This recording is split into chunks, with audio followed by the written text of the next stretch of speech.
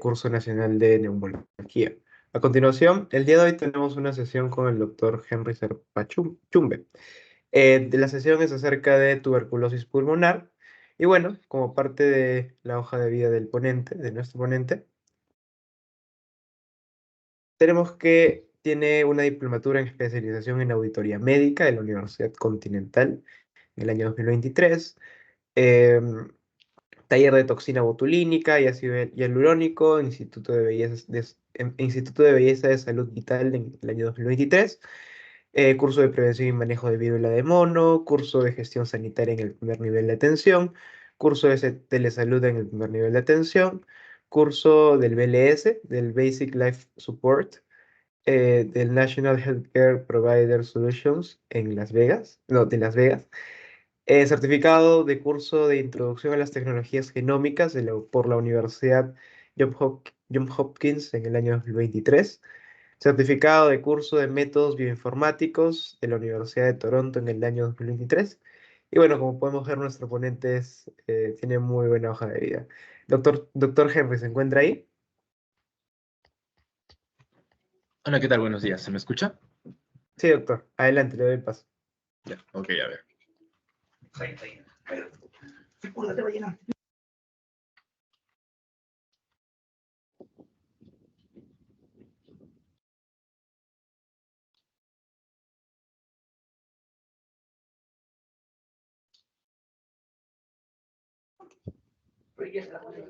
A ver, ¿se logra ver la pantalla?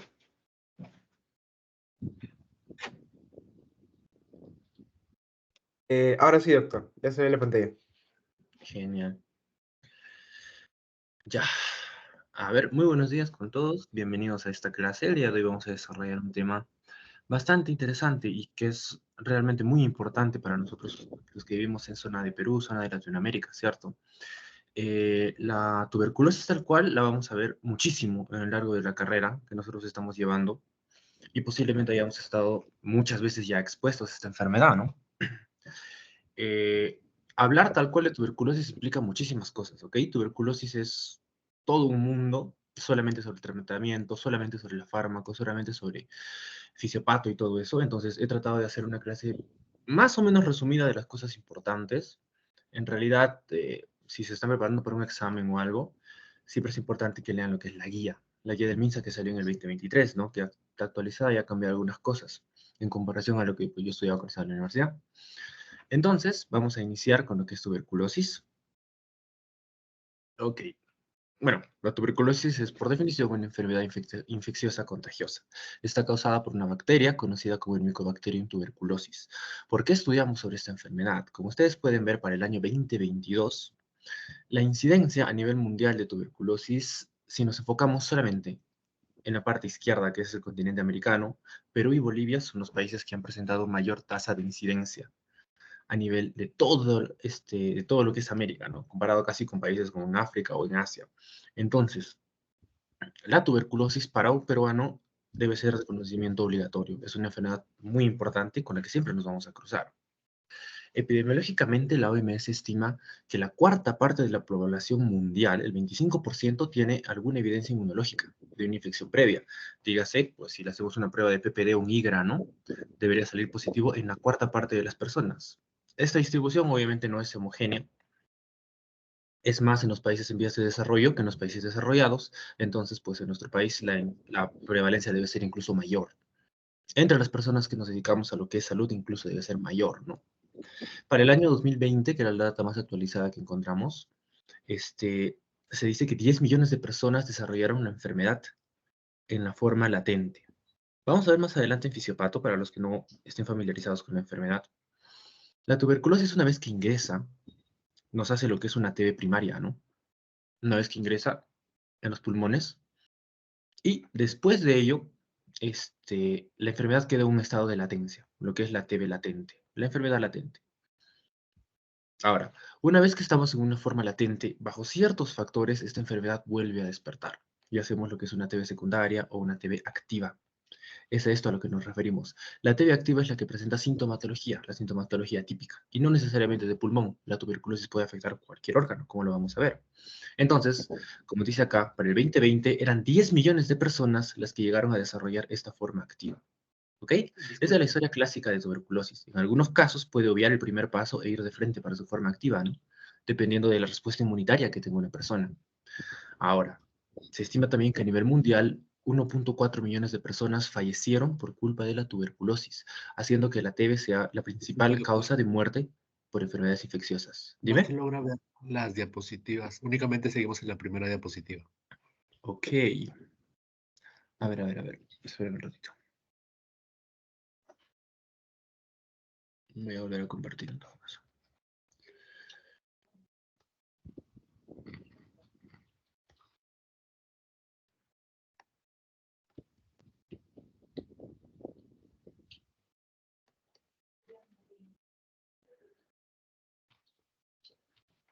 Ahí está mejor. Ahora sí ya se logra ver. Gracias. Ok. Bueno, los datos que estábamos comentando, ¿no? El 25% de la población tiene evidencia de enfermedad inmunológica de haber contraído la enfermedad en algún momento. 10 millones de personas han hecho la forma activa, que es lo que les estaba comentando, la que tiene sintomatología, y se estima que 1.4 millones de personas fallecieron a causa de la tuberculosis. Es lo que hace que la TB, como les decía, sea una causa muy importante de mortalidad. A nivel mundial es la primera causa de mortalidad por causas infecciosas. En el 2020 el COVID lo superó, ¿no? Pero ya a un estado de normalidad donde el COVID no está tan presente, la tuberculosis sigue siendo la primera causa de muerte. Más si la asociamos a que está muy asociada a infección concomitante con virus de inmunodeficiencia humana, con lo que es el VIH. Además, se estima que cada año el 5 al 10% de individuos que tienen una tuberculosis latente despiertan la enfermedad y la desarrollan en forma activa. Esto ocurre cuando una persona se infecta de cáncer, VIH, diabetes, falla renal, infecciones virales o en los niños que son menores de 5 años. Cuando el estado inmune de una persona se compromete y la persona tiene TB latente, la TB despierta. Y en un país como el nuestro es muy importante que tengamos este conocimiento, porque esto va a ayudarnos o va a orientarnos a pensar que las patologías que vemos son tuberculosis. A modo general, la historia de la enfermedad de la tuberculosis es de esta manera. Una persona que está infectada con una forma activa de la enfermedad es una persona que está contagiando constantemente. ¿Y cómo te contagia una persona con TB? Cuando te tose, cuando te habla, puesto que la persona, al tener la tuberculosis en las vías principales respiratorias, por cada exhalación que hace, por cada tos que emite, está transmitiendo una gran cantidad de carga. La bacteria de la tuberculosis también puede quedarse en el medio ambiente, es por ello que la ventilación es importante en los hospitales, en los medios de transporte, etc. Entonces, si una persona te tose en la cara, lo que va a pasar es que la bacteria de la tuberculosis va a entrar, va a ingresar a través de las vías aéreas superiores, va a llegar hasta las vías aéreas inferiores, hasta los alvéolos. Y es en esta zona donde empieza toda la historia de la enfermedad, puesto que, si ustedes han escuchado por ahí un poco de historia, la tuberculosis ha estado con el ser humano más de 70.000 años. Entonces, ha aprendido a adaptarse con nosotros a todos nuestros sistemas de defensa. Cuando la tuberculosis ingresa, en el alvéolo nosotros tenemos macrófagos que se encargan de fagocitar cualquier agente patógeno o externo que esté ingresando.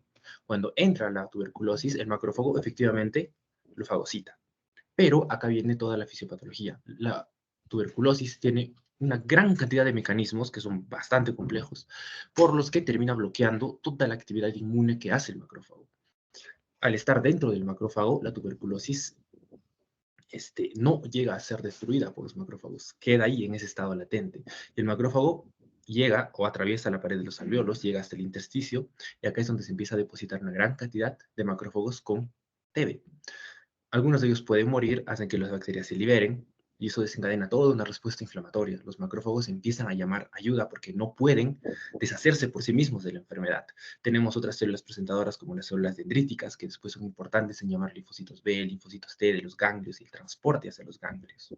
Entonces, como el cuerpo no puede deshacerse de esto, lo que va a hacer el cuerpo es formar o llamar a otro tipo de células inmunes, células de la respuesta inmune innata, células de la respuesta inmune adaptativa, y formar esta estructura que tenemos acá. Esta estructura la habrán visto en patología, que es un granuloma. Un granuloma es una estructura en la que estamos tratando de contener la infección por cualquier bacteria, en este caso la bacteria de la tuberculosis. Como ven, en el centro tenemos un centro que está caracterizado por la presencia de las bacterias. Alrededor tenemos los macrófagos que han ingerido. Alrededor tenemos neutrófilos, otras células de la respuesta innata inmune. Externamente tenemos linfocitos y afuera fibroblastos. Todo esto forma una estructura que se llama el granuloma. Y en esta forma es como se va a quedar la tuberculosis el resto de tu vida, hasta que llegues a un estado de inmunosupresión, por desnutrición, por estrés excesivo, por cáncer, por VIH, etc. Y cuando esto pase, el granuloma centralmente va a empezar a necrosarse, a morirse, y esto forma una consistencia pastosa como un queso, por lo que le llaman caseoso. Es un granuloma caseoso. Esto empieza a romper el equilibrio que tenemos entre nuestras defensas y la tuberculosis se activa y empieza a causar enfermedad. Inicialmente en los pulmones, pero luego puede alcanzar otro tipo de vías, las vías linfáticas, las vías sanguíneas, y se distribuye a cualquier parte del cuerpo. Entonces, el ciclo se completa. Una persona vuelve a contagiar en su estado activo y la otra persona la adquiere y se queda con un estado latente. Es así como se transmite la tuberculosis, entre persona y persona. Y es muy probable que muchos de nosotros, tal vez si es que no hemos sido cuidadosos, incluso de niños, o yendo a los hospitales, si no usamos mascarillas, si no usamos los protectores, los equipos de protección necesarios, ya tengamos una tuberculosis en forma primaria, lo que es la infección latente por el granuloma. ¿Ok? Ahora, entonces, ¿quién está causando la tuberculosis? En realidad, la tuberculosis se causa por varios tipos de Mycobacterium, pero de lejos el más frecuente es el Mycobacterium tuberculosis, que es una bacteria ácido alcohol resistente, ¿cierto? VAR. Ahora, hay otro tipo de Mycobacterium que también causan la tuberculosis. En la historia, una época fue muy importante lo que es el Mycobacterium bovis. Lo habrán escuchado. Actualmente, con ya la pasteurización de los productos lácteos, ya no es una causa tan frecuente de TB, pero lo hemos aprendido a usar de otra manera con forma del bacilo, o también conocido como el bacilo de Calmette-Guerin, nosotros debilitamos esta bacteria y lo usamos actualmente como una vacuna, lo que es el Mycobacterium bovis, ¿sí? Lo usamos como vacuna para prevenir las formas graves de tuberculosis. Bien, ese es otro tema que van a repasar con la Wikipedia, lo que es la vacunación. Esta bacteria se identificó hace casi ya 150 años atrás por Robert Koch en 1882 y hasta ahora no hemos encontrado una vacuna, por ejemplo, para prevenirla efectivamente, ¿no? Solamente tenemos vacuna para evitar las formas graves. Tiene un crecimiento lento, más o menos se duplica cada 18, cada 24 horas. Por eso es que cultivar estas bacterias también demora mucho tiempo. ¿Ok? Hemos sufrido bastante también en buscar una forma de diagnosticar correctamente a la bacteria.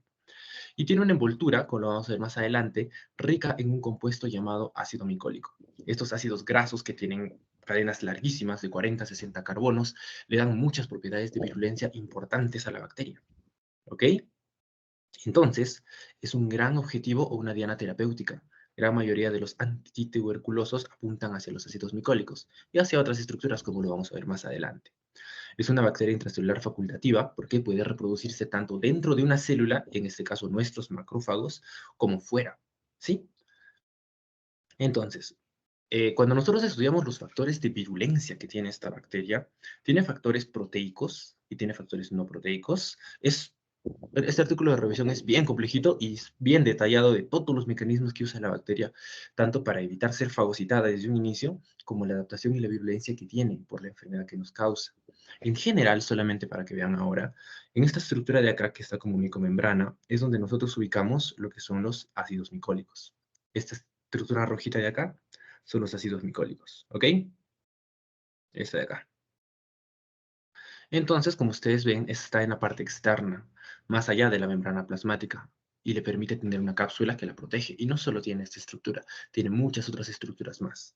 ¿Ok? Todos los que tenemos acá a la izquierda y a la derecha. Y todos estos son objetivos de dianas terapéuticos. Actualmente hay muchísimos medicamentos que están en procesos de investigación, afectando diversas de esas estructuras. ¿Ok? Entonces, para ver cómo podemos buscar nuevas soluciones para las tuberculosis que ya son resistentes a los tratamientos que damos actualmente. Dentro de los factores de virulencia proteicos están todos los mecanismos, y de verdad que eso es bien complejo, traté de revisarlo bien para explicarles el detalle, pero son tantos pasos que solamente lo estoy poniendo de una manera general. Hay muchas proteínas, muchas estructuras proteicas que regulan cada paso de la ingestión de la bacteria desde que es fagocitada en un fagosoma. Lo que continuaría acá es que el fagosoma se una a un lisosoma. para que la bacteria destruya, para que el macrófago destruya esta bacteria. Pero todos estos pasos se bloquean por distintas proteínas que están secretando constantemente la Mycobacterium tuberculosis, ¿no? Además, también despierta cierto tipo de secreciones entre los macrófagos, tanto de manera directa como en interacción con otras células inmune, que son los linfocitos T, por ejemplo, ¿no? Nos facilita acá la secreción de lo que es el interferón gamma, que como ustedes van a ver más adelante, es importante para el diagnóstico eh, poblacional de una tuberculosis, con lo que es el IGRA. Entonces, es muy virulenta esta bacteria y es muy importante. Si nosotros queremos desarrollar investigación en este tema, hay muchísimos aspectos donde podríamos revisar, ¿ok? Hay un montón de ensayos clínicos que se están haciendo sobre bastantes medicamentos. Entre los artículos que he revisado, ahí está para que los puedan revisar si es que alguno de ustedes le llama la atención. Como les decía entonces, inicialmente, la bacteria va a ingresar a tu alveolo. Va a ser ingerida o fagocitada por un macrófago y se va a quedar ahí quiescentemente en un estado, formando un granuloma. Este granuloma puede verse radiológicamente en algunos pacientes y es el famoso foco de Gauss. Ustedes lo van a ver de esta manera, acá.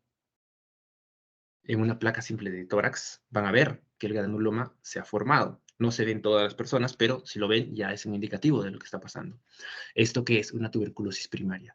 Cuando el Mycobacterium ingresa, es fagocitado, queda en el intersticio, forma un granuloma, esto ocurre sobre todo en los lóbulos medio e inferior medio e inferior del pulmón. ¿Ok? Esto es importante. La tuberculosis primaria, que es la primera que está llegando, generalmente ocurre a este nivel. ¿Sí? Ahora, otro camino que puedes seguir es tomar las vías linfáticas y llegar hasta un ganglio.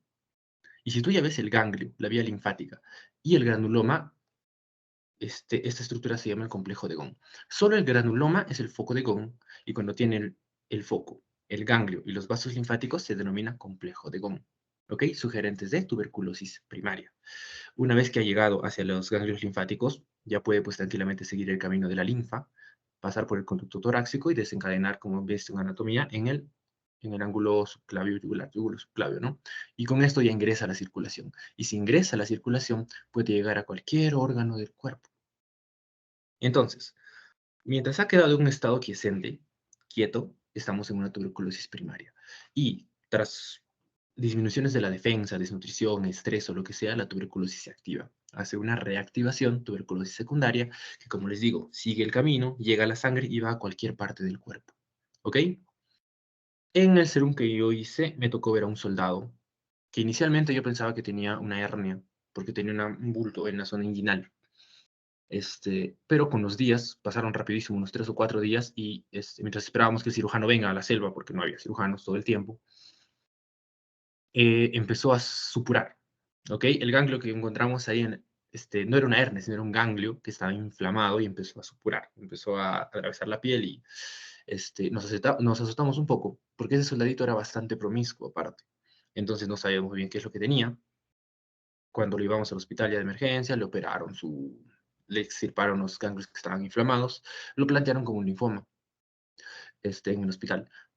Unas 2 o 3 semanas después que vino ya la biopsia, resultó que era una tuberculosis. La tuberculosis de ese soldadito nunca se produjo en el pulmón, sino llegó de frente hasta los ganglios inguinales. Posiblemente él haya adquirido la tuberculosis cuando era pequeño, un niño, ¿no? Y por ahí, por el estrés al que se someten estas personas, desnutrición a veces que tienen, se despertó e hizo una forma secundaria que llegó ahí. Esta historia no siempre pasa en todas las personas, ¿ya?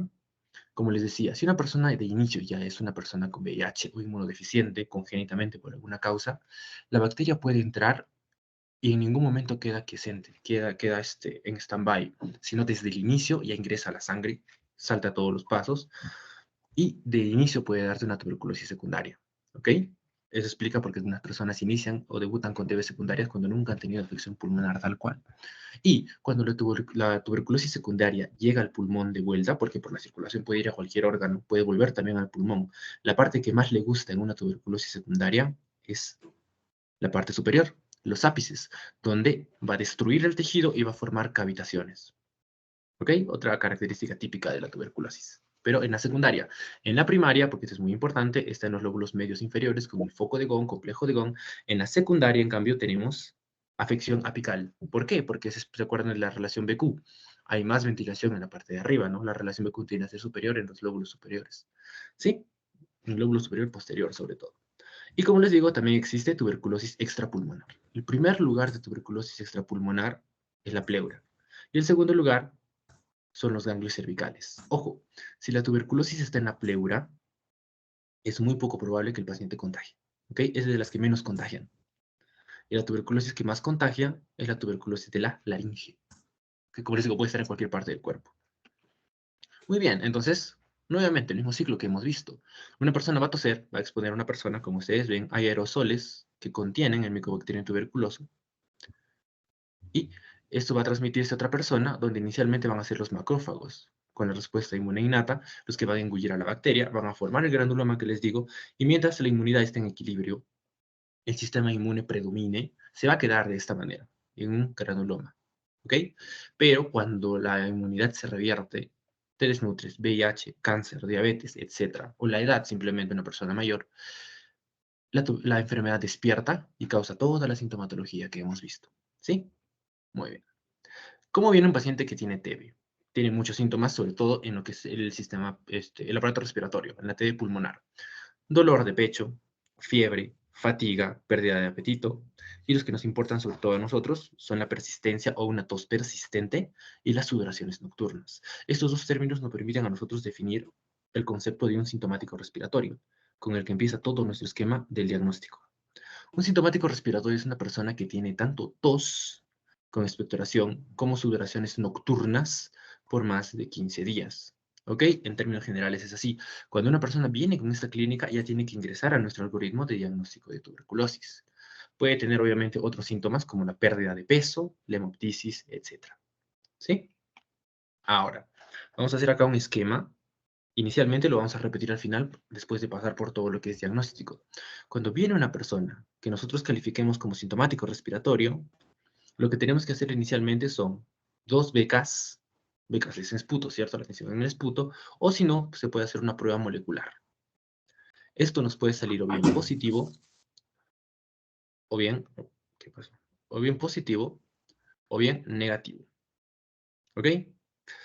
Si sale negativo, tenemos otras opciones. Si nosotros estamos pensando que el paciente tiene tuberculosis, pero sus becas están saliendo negativos porque están contaminados o porque no tienen muestra suficiente, etc., tenemos que basarnos en algo que se llama el diagnóstico clínico radiológico, que es la suma justamente de muestra o de manifestaciones clínicas y radiológicas. Radiológicamente podemos encontrar cualquier tipo de patrones en la tuberculosis, sobre todo, por ejemplo, lo que decíamos del foco de Gauss, cavitaciones, incluso a veces hay consolidaciones.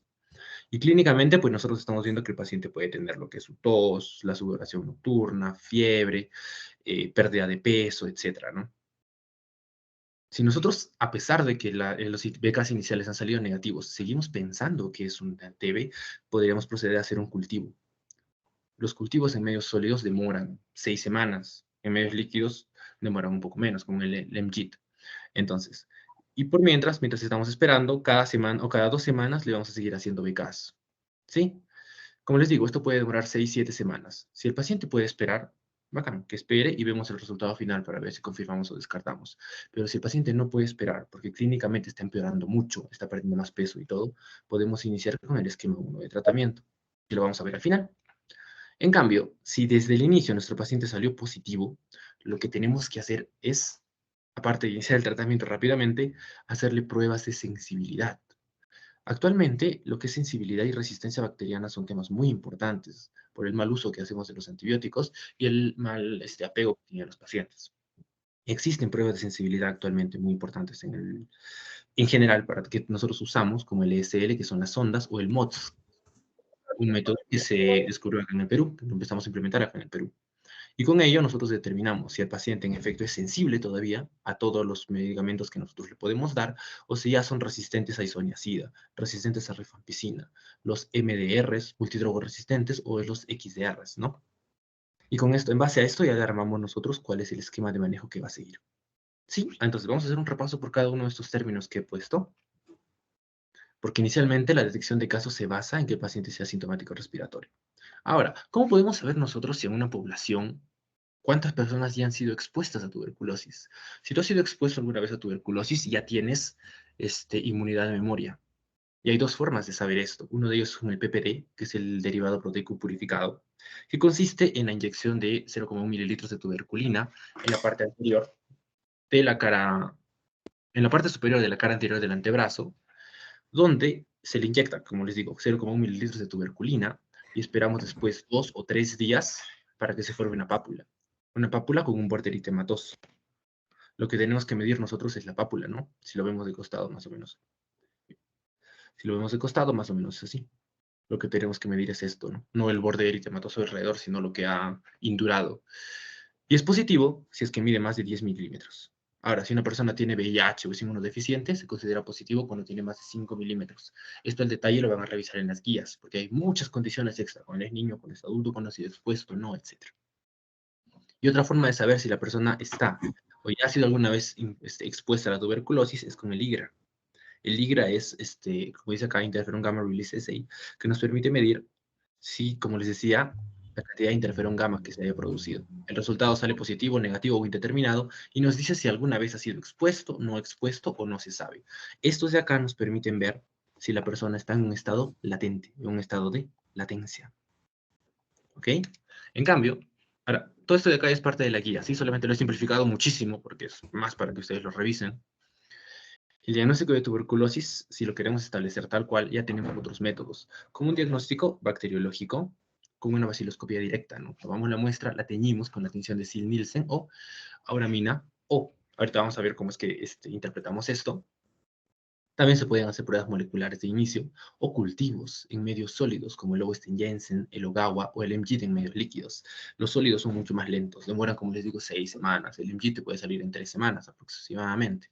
El MGT significa Mycobacteria Growth Indicator 2, ¿ok?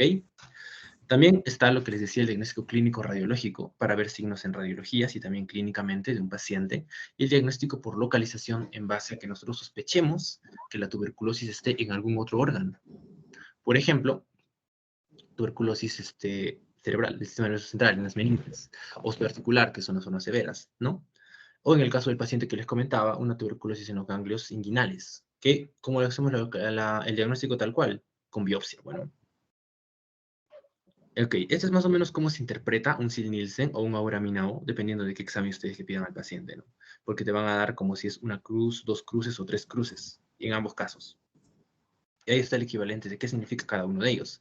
Una cruz es que por cada 100 campos observados se están viendo de 10 a 99 bacterias de Mycobacterium, de los ácido alcohol resistentes de los Mycobacterium. 2 cruces es que por cada 50 campos estamos viendo de 1 a 10 bar. Y 3 cruces es que por cada 20 campos estamos viendo 10 bar. Obviamente hay mayor cantidad de bacterias en el esputo cuanto más cruces tiene un paciente. Entonces, más peligroso es, o más contagia más la persona que tiene más cruces, tanto para el Sil-Nielsen como para el Aura-Minao. Y nuevamente la imagen que les mostraba hace un momento. Lo que podemos ver en un paciente es el foco de Gone, o sea, ya tiene el ganglio complejo de Gone, y también en una TB secundaria lo que son las cavitaciones, ¿ok? Donde después, más adelante, puede ya pues invadirse por hongos, etcétera, ¿no? Y se complica más los pacientes. Acá tenemos una imagen de una TB primaria, y acá tenemos una imagen de una TB secundaria. ¿Sí? Muy bien. ¿Y cómo sabemos nosotros si el paciente es resistente a algún medicamento? Para eso se hacen las pruebas de resistencia, lo que les decía, las pruebas de sensibilidad o resistencia. Tenemos el ensayo en sondas de línea, que salen en 7 días, los ESL que se pueden hacer, o las moleculares que salen en 2 días, solo que son muy caras. Y si no, pues podemos hacer la sensibilidad de acuerdo a los fenotipos, con lo que es el MODS, el Microscopic Observation Drug Susceptibility, que sale en 23 días, pero ya te da la sensibilidad que tienen las bacterias. El micrófono que está prendido, chicos. O si no, tenemos lo que es el MGIT, Mycobacterium Growth Indicator 2, que sale en unos 20 días, ¿ok? Que también nos da la sensibilidad. Entonces, este es el artículo publicado acá de autores peruanos, que nos plantea el uso del MOD, ¿no? Ellos explican más o menos cómo hicieron el uso del MOD con la población que tuvieron ahí. Bueno, es interesante para que lo revisen, está muy bonito ese artículo. Ahora, hay muchos conceptos que vienen de lo que es el diagnóstico en el caso de la tuberculosis. Esos conceptos inicialmente los tienen que dominar poco a poco, porque son bastantes. Y más o menos caen por lógica misma, ¿no? Porque ya tenemos que definir, después de haberle hecho a un paciente la sensibilidad, si es resistente o no, y a qué fármaco es resistente, para en base a eso plantear nosotros el tratamiento. Puede que sea un caso de TB, que es resistente solamente a isoniazida, que es resistente solamente a rifampicina, o ya los que son multidrogoresistentes, que si nosotros los vamos definiendo, a ver, vamos a ver acá. Como nos dice, estos conceptos de acá son de la guía de MINSA, ¿ok? Se denomina como multidrogo resistente a la persona que tiene resistencia simultánea a isoniazida y a rifampicina, ¿ok?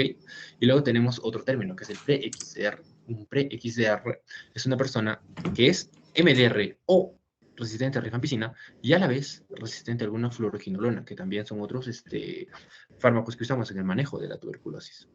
Los que ya son definidos como XDR son aquellos que son MDR o resistente a rifampicina y además resistente a fluoroquinolonas o algún medicamento del grupo A, donde están la fluoroquinolona, linezolid, bedaquilina. ¿Ok? Ya nos vamos complicando en términos de TB, porque todos estos esquemas son obligatorios de conocimiento para nosotros, por lo menos de modo superficial.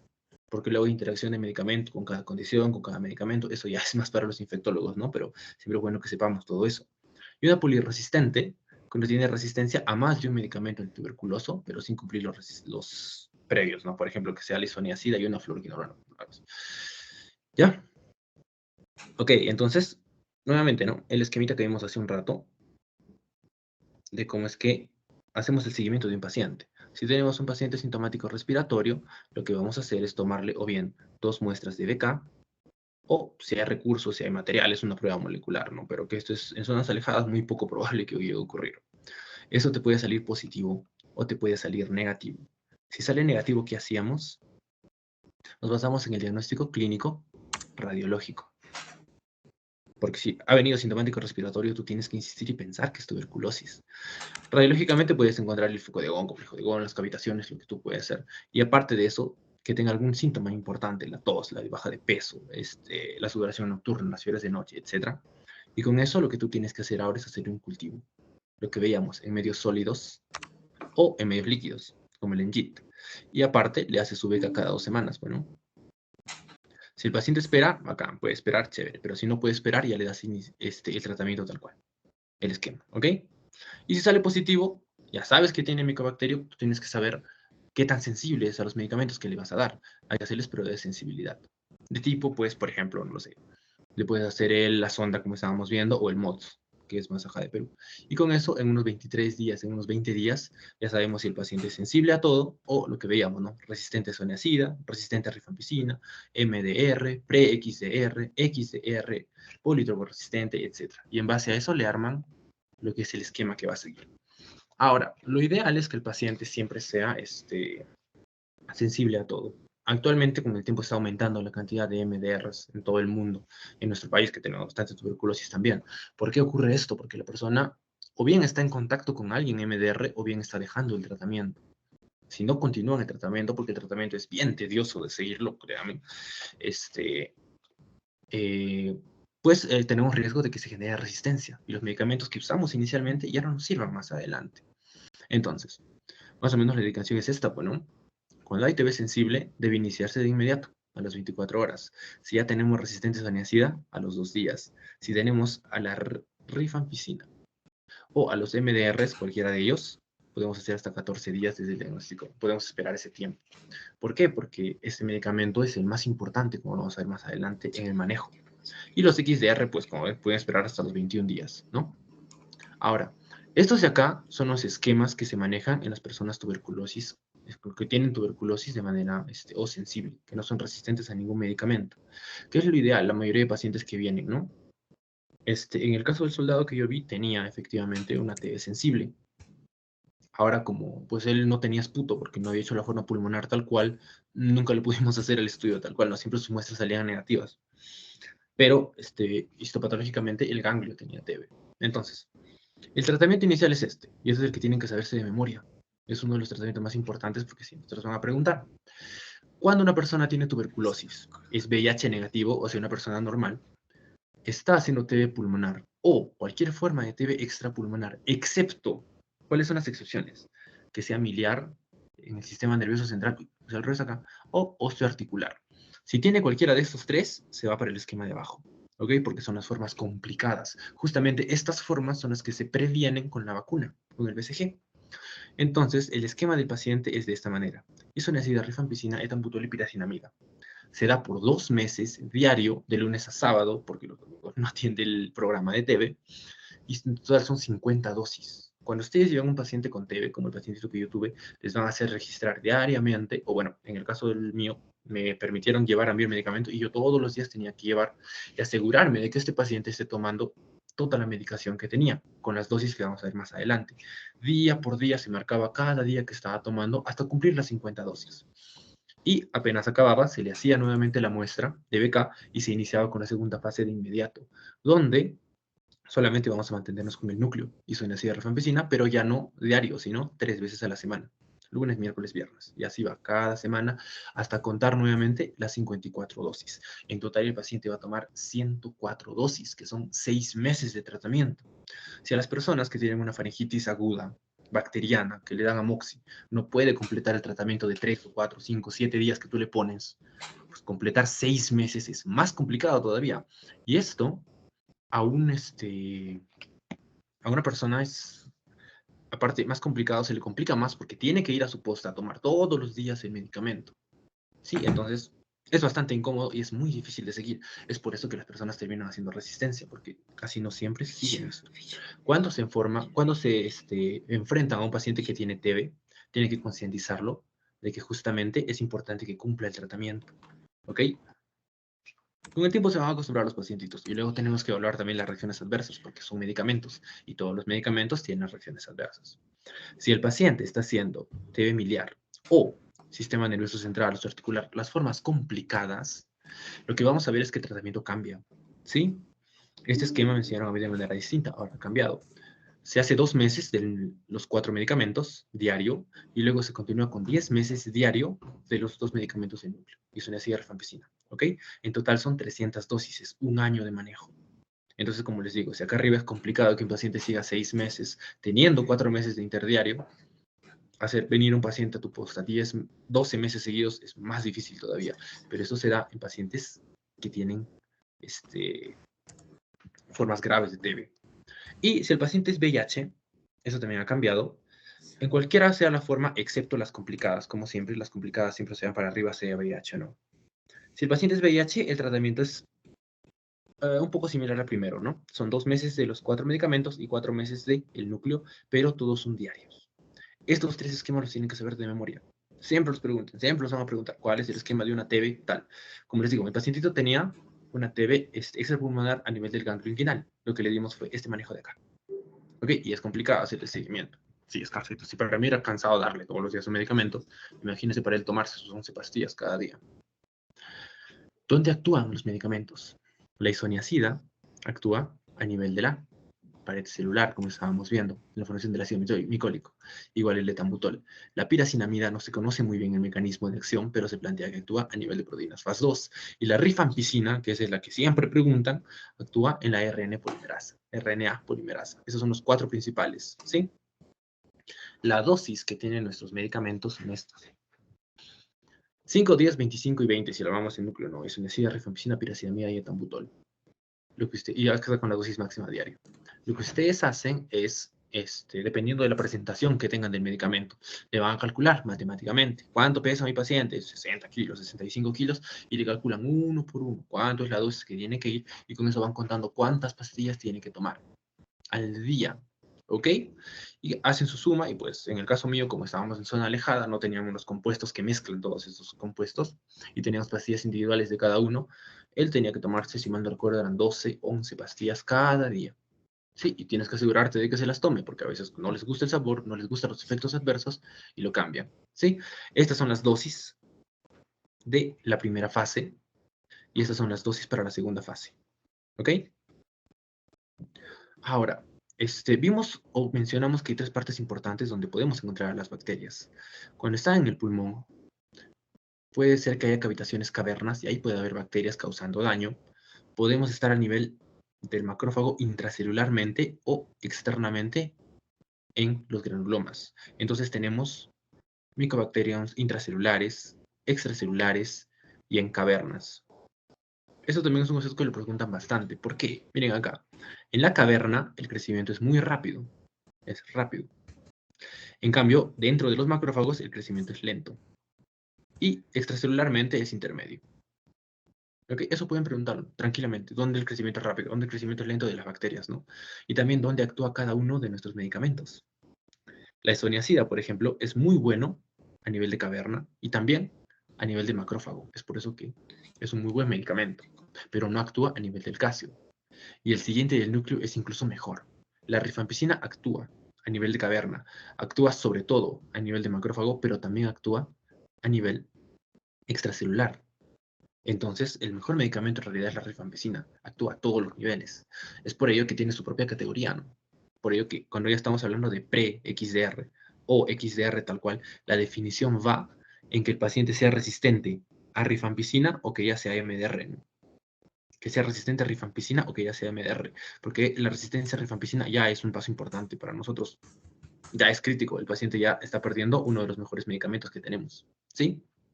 Ahora, la piracinamida, en cambio, actúa solamente a nivel de macrófago intracelular, y el etambutol también actúa a nivel de macrófago, pero también a nivel de caverna, ¿sí? Siempre lo pueden preguntar, siempre está por ahí para que tengan conocimiento.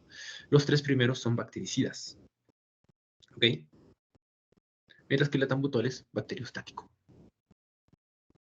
Ahora, cuando ya estamos hablando de una persona que tiene resistencia, hablamos de esos tres grupos que también han salido en la nueva guía.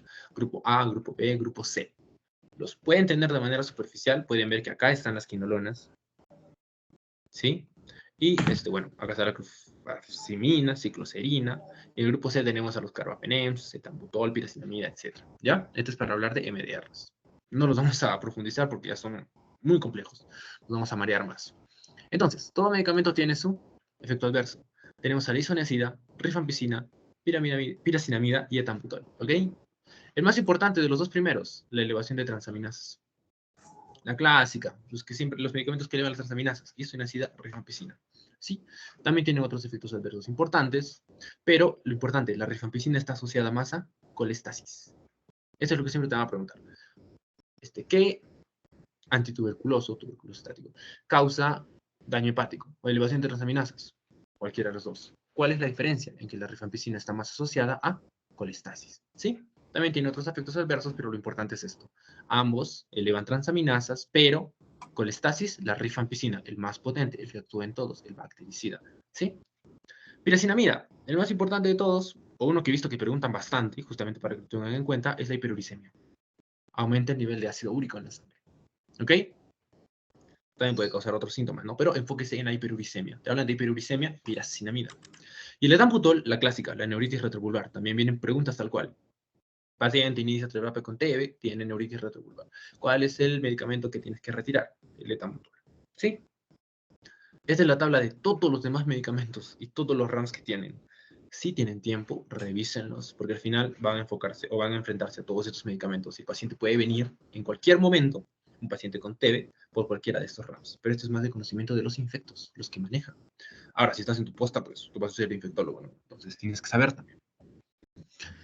El otro clásico de la rifampicina es que cambia el color de las secreciones, ¿no? La orina naranja con la rifampicina. ¿Ok? Muy bien.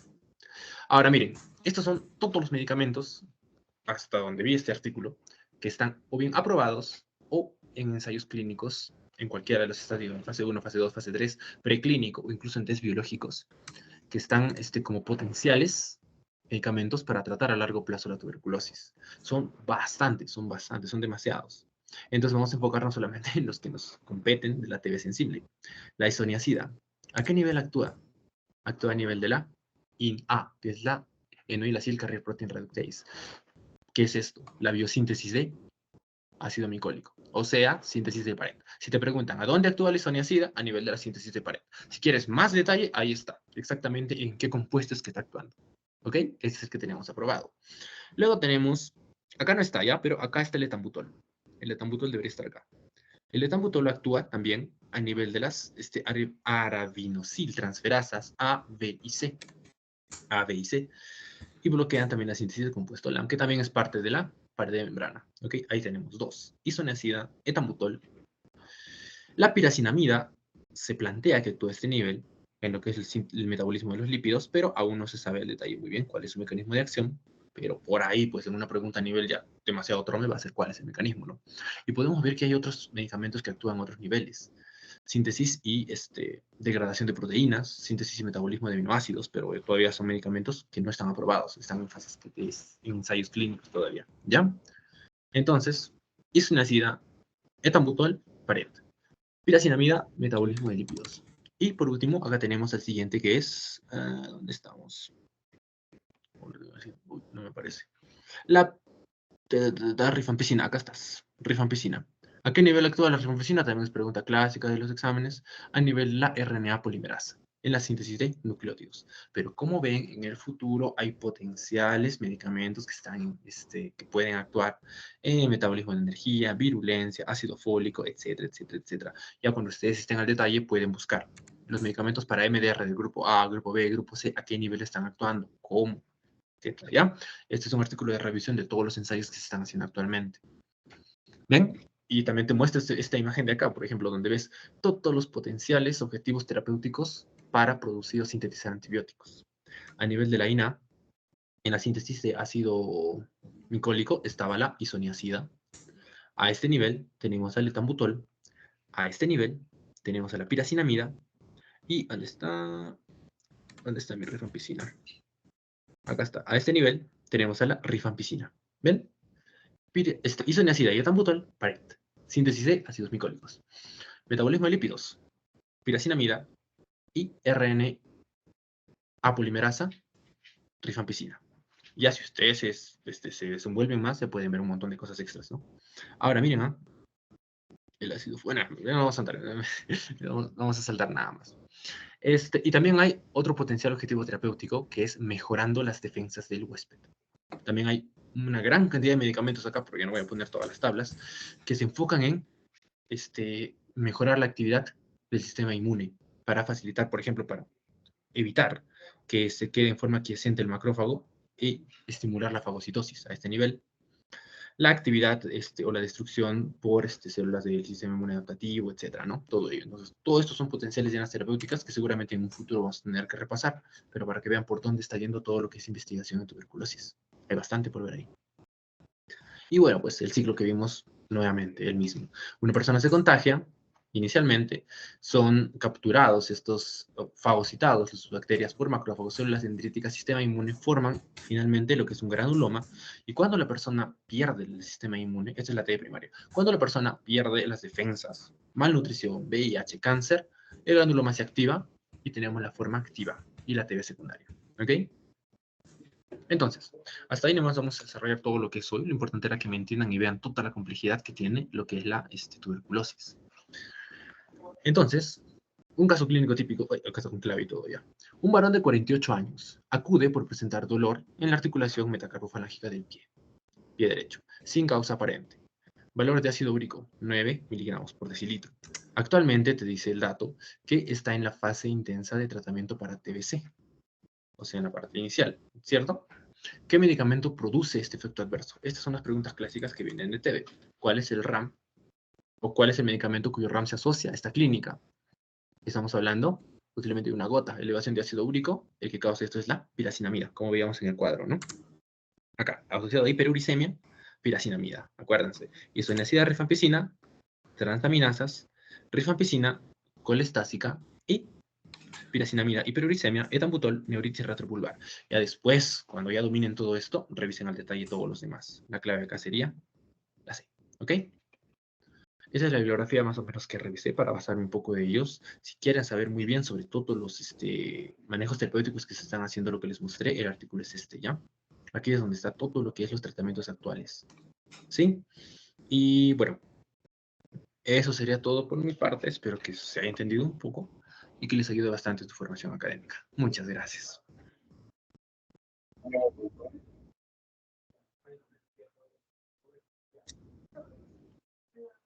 Hechos.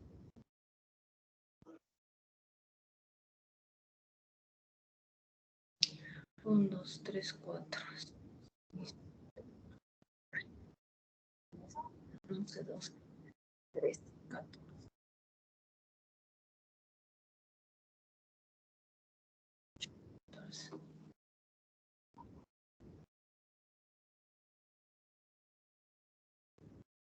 ¿Qué les habré hecho acá?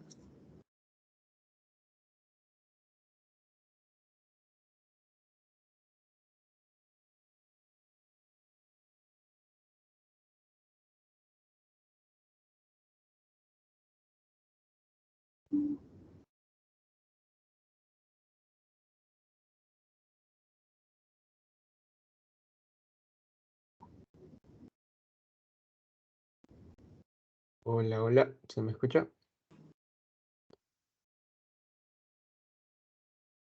Chicos, ¿están ahí? ¿Me escuchan? Sí, se escucha. Ya, de nuevo. Entonces, como el doctor ya terminó su ponencia, muchas gracias, doctor, por su participación. Ahora vamos a pasar al quizzes, chicos, en el cual les voy a pedir que se unan al código que les voy a pasar a continuación. Entonces, revisen el chat. Ahorita lo estoy copiando. Es un quiz de 5 preguntas que realmente todo lo que el doctor nos ha propuesto en esta sesión está en estas preguntas. Así que les comparto el link por el chat del Teams. Pueden ir ingresando. Esperamos unos 5 minutos y empezamos.